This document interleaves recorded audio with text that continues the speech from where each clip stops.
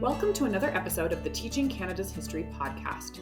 I'm your host, Brooke Campbell, and today we are speaking with the finalists of the 2024 Governor-General's History Award for Excellence in Teaching.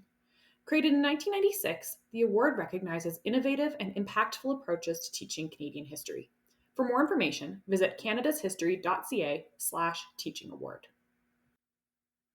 Today I'm speaking with LouAnn Davis, an elementary music teacher in Stephenville Crossing, Newfoundland and Labrador. Thanks for speaking with me today, LouAnn.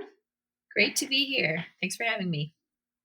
Can you provide us with an overview of the project that you have designed and that you have imagined for your students? Sure. This project was part of my music program, but it links to sort of wider school activities. As a school, we've really committed to helping to incorporate more Indigenous education within our school because we have a high percentage of children who come from Indigenous ancestry. We feel it's important that they have the opportunity to learn about this culture, which is an opportunity that their parents and their grandparents were denied. So at our school, we have a lot of different Indigenous groups that come in to do various teachings and things throughout the year, including the Newfoundland and Aboriginal Women's Network. And then we have some knowledge keepers, Paul Pike and Troy Bennett, who come in and do some drumming with the children. We also have a Mawiomi at the end of every school year.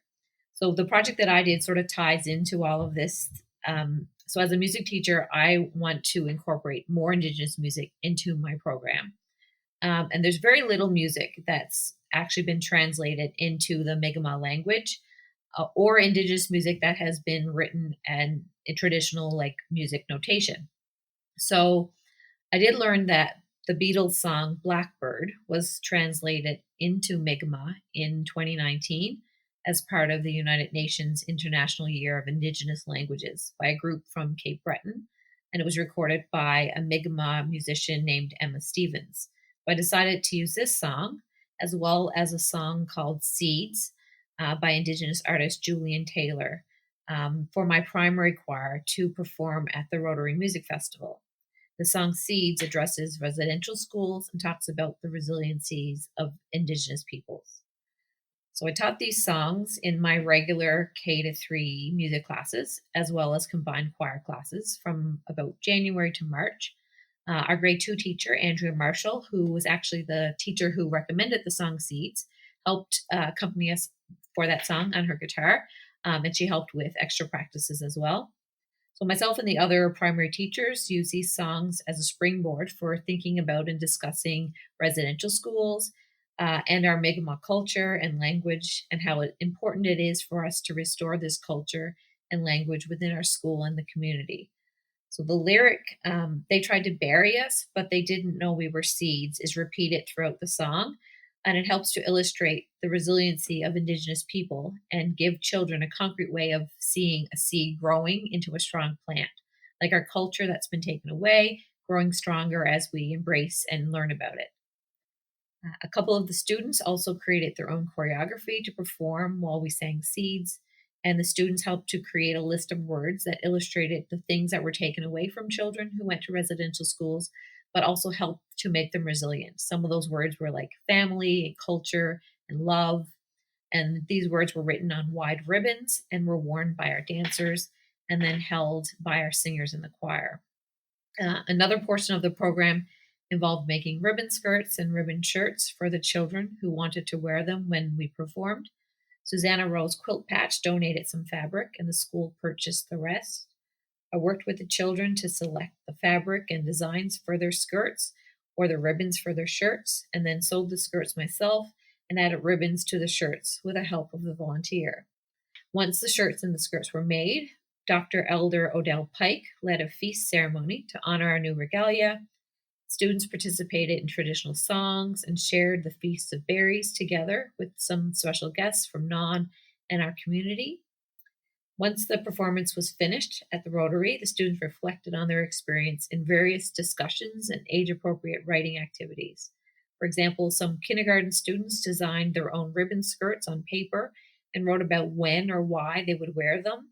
Older students completed longer writing pieces talking about the special day that they performed or reflecting on Orange Shirt Day, and what it means to them. This is a very interdisciplinary project, as you're talking about, there's music, there's history, there's, dance and arts and traditions. And can you share more about the historical thinking work that went into this project and that your students were able to utilize while engaging with these songs? So, using the music, the students were able to learn about residential schools in a way that was age appropriate.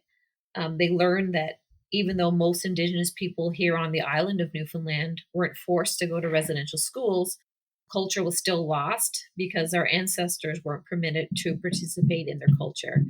They weren't able to speak their language, wear their regalia, sing their songs, and so on. So, like the seeds that grow into plants, the culture can be reclaimed and shared within our community. Singing the song Blackbird in Mi'kmaq is a step towards bringing this language back to our community. Is my goal for the upcoming school year to work at having some more children's music translated into Mi'kmaq.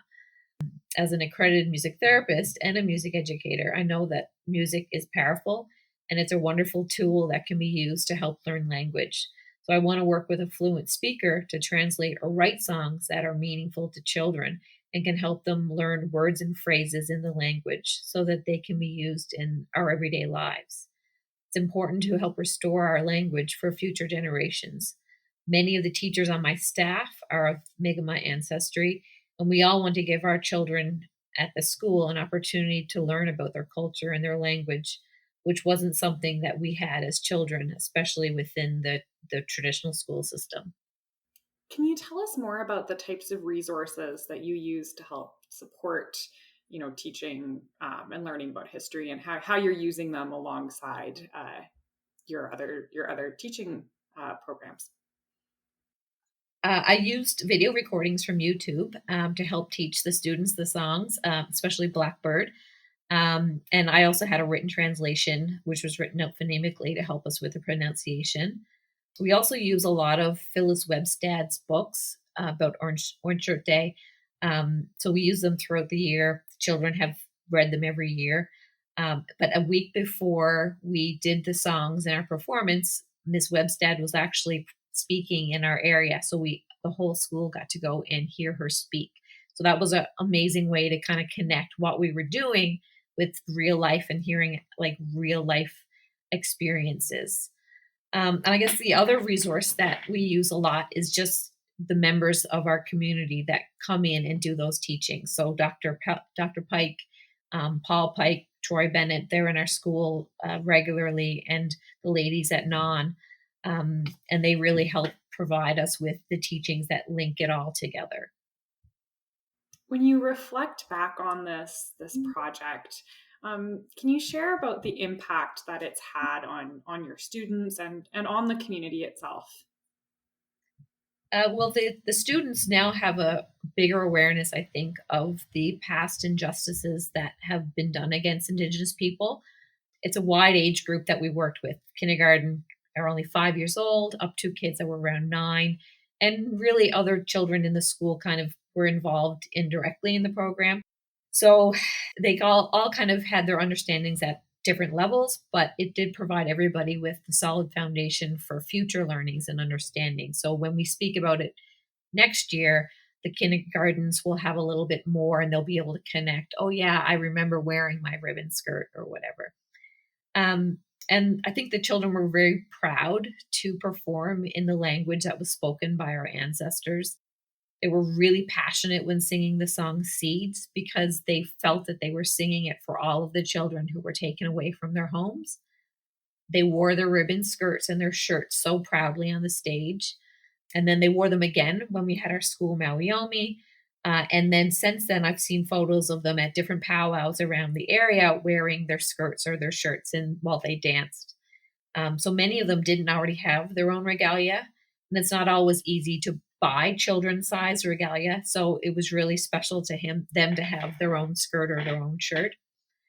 And I think the project is important to our school and our community because it's just another step towards truth and reconciliation. Our school is really committed to making sure that our students and our community have a chance to help restore the culture that has been lost by so many families here in Newfoundland. We're learning together with our students so that future generations will have opportunities to participate in Mi'kmaq culture and will have knowledge of the language and the teachings that we didn't have growing up. Thank you so much for sharing this work with me today, LouAnn. It's been a pleasure to hear about this project and learn more about what you've been doing. Thank you. It was wonderful speaking to you.